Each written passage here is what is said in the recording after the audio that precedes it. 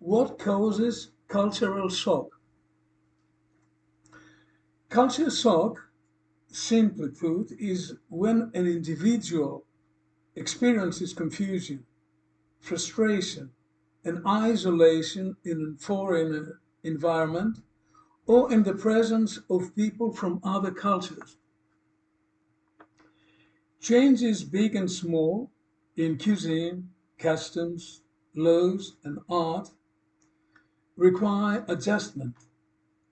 Whether we're talking about a short vacation or long-term residence, whether we're talking another continent or a remote village in your own country.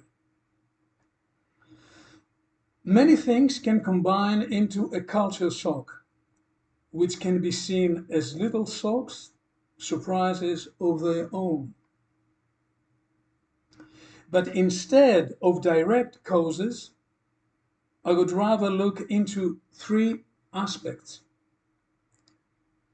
the intensity of a shock, the individual's attitude, and their well-being. If, say, you are in a restaurant and the locals have different eating habits to you, while you realize you regret your order, others may seem funny to you and vice versa. But the situation doesn't have real stakes. However, cars on the other side of the road are more serious. Even for a pedestrian, it can cause anxiety. Imagine having to drive, fearing your habits or reflexes will betray you. Having a local shout at you for a mistake. Having an accident, even if minor. Things that would be bad in your homeland can be so much worse in a new world. Your attitude will determine how serious the shock was. What was an oddity may seem unfair. Why do people here drive on the wrong side? Or eat something uncommon like fertilized eggs? Why must you accept or even copy people doing things wrong? The mindset can turn you from a tourist to a prisoner of your own thoughts, hating your new environment and the people in it. If your attitude isn't to accept or tolerate, you might live in a bubble, filling it with media of your own culture and many people, restaurants and products from it that you can find. This would conserve the culture shock as you refuse to adapt. Thirdly, your perception depends on your well-being. Your mental state, your status, your circle of friends and family. The more alone we feel, the more insecure we are, and culture shock is insecurity, even at its best when it is fun and exotic.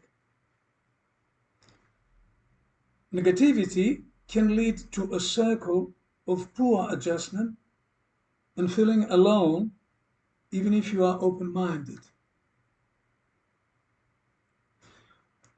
There is also the matter of preparation.